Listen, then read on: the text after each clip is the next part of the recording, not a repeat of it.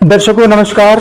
Crime story की नई कड़ी में आपका स्वागत है। आज की कहानी जयपुर से ताल्लुक़ रखती है। जयपुर से आप सभी परिचित होंगे, अपनी ऐतिहासिक धरोहर के लिए बहुत मशहूर है। थाना आदर्श नगर में वहाँ के थाना प्रभारी शुभम सिंह बैठे हुए थे। रात का वक्त था, लगभग 8 बजे थे। तभी एक लड़की रोती हाँफती बदहवास सी आती है और उनके पैरों में गिर जाती है और कहती है, मुझे बचा लो माई बाप, मुझे बचा लो, मैं घर वापस नहीं जाऊंगी, वो मेरी इज्जत लूट लेगा, वो मुझे बहुत परेशान करता है, मुझे बचा लो, मुझे बचा लो, मैं घर वापस नहीं जाऊंगी। और पूरी तरह से उनके पैरों में चिपट जाती है और इतनी घबराई, इतनी भयभीत लड़की कि शुभम सिंह खुद थोड़े से विचलित हो जाते हैं। लड़की ने अपना नाम पता सब उस पर लिख के दिया, थोड़ी रिलैक्स हुई, उसने पानी पिया।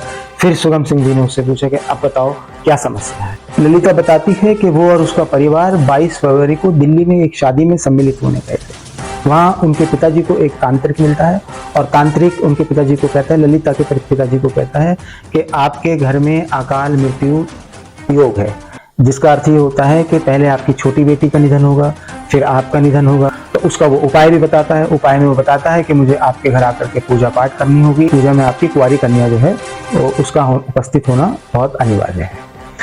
ललिता के पिताजी उसकी बात मान जाते हैं। वो डर जाते हैं कि कहीं ऐसा ना हो कि उसकी बेटियों की मृत्यु हो जाए और स्वामी की भी मृत्यु हो जाए। जो तांत्रिक था राजेंद्र सिंह, इसको अपने घर में आमंत्रित कर लेते हैं। 22 तारीख को ये दिल्ली गए थे। 28 तारीख को तांत्रिक इनके घर में उपस्थित हो जाता है और पूजा की तैयारियां करने लगता है। और पूजा में वो बताता है कि उसको एकांत चाहिए और एकांत में उनकी बड़ी लड़की जो है वो उसके साथ कमरे में रहेगी और वो अपना पूजा पाठ करके आपका जो ये प्रॉब्लम है उसको दूर करेगा।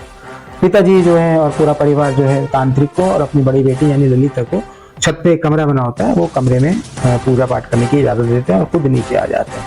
अब ये जो राजेंद्र तांत्रिक है, ये अपना वो सब जो नौटंकी होती है वो करता है, दिए जलाता है, मोमबत्तियां जलाता है और वो गंगा जल छिड़कता है और फिर उसको लड़की को एक मंत्र पढ़ के पानी देता है। पानी पी के लड़की थोड़ी सी नशीली अवस्था में आ जाती है, अर्धमूर्छित सी हो जाती है। फिर उसके साथ रेप करता है।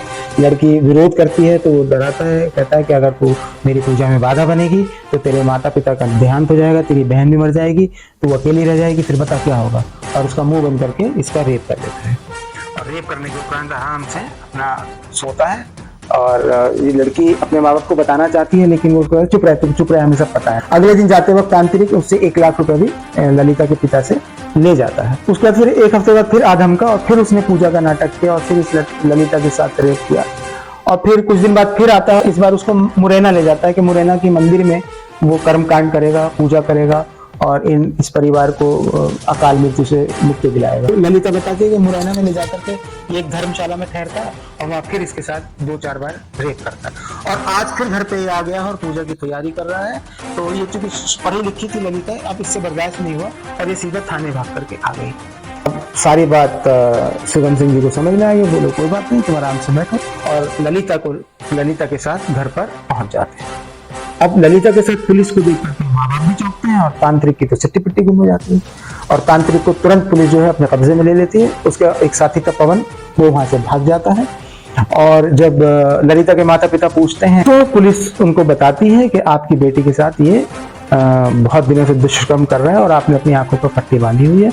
इतने भी आप अंधभक्त न बने, इतने अंधविश्वासी न हो। ये पूरी बात, सच्ची बात जानने के उपरांत ललिता के माता पिता के पैरों से धरती खिसक जाती है। वो अपने के पर बहुत पछताते हैं। और जो कहानी समझ में आती है वो ये है कि पहले राजेंद्र कुमार का पूरा नाम है राजेंद्र कुमार वाल्मीकि। ये दिल्ली के गुलाबी टाइप में रहता है। पहले ऑटो चलाता है, ऑटो चलाने के बाद ये कुछ चलाने के चक्कर में धोखाधड़ी करने लगा। उसके बाद ये बात बन गया, ये करता लोगों को इसी बात से डराता कि साहब आपके घर में भूत आया है।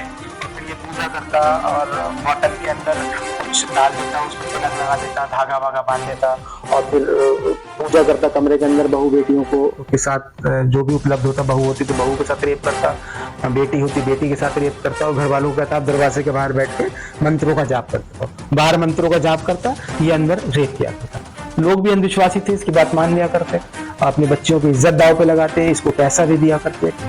तो ये थी आज की अंधविश्वास पर आधारित एक कहानी, सत्य घटना। आप उम्मीद है कि सुनने वालों की आंखें खुली होंगी और ऐसे जो ढोंगी बाबा होते हैं इन पर विश्वास नहीं करेंगे आप लोग। और जो लोग करते हैं उनको भी ये कहानी शेयर कीजिए, साझा कीजिए, ताकि उनकी भी आंखें खुले और वो वास्तविकता से परिचित हो। वही आपसे आग्रह यदि आप चैनल पर नए हैं तो चैनल को सब्सक्राइब जरूर करें, उससे हमारा हौसला बढ़ता है और हम आपको नई नई कहानियां और ज्यादा वीडियोस बना करके लेकर के आते हैं। शेयर भी करना ना भूलें और लाइक करना तो बिल्कुल ना भूलें। अगली कड़ी तक के लिए नमस्कार।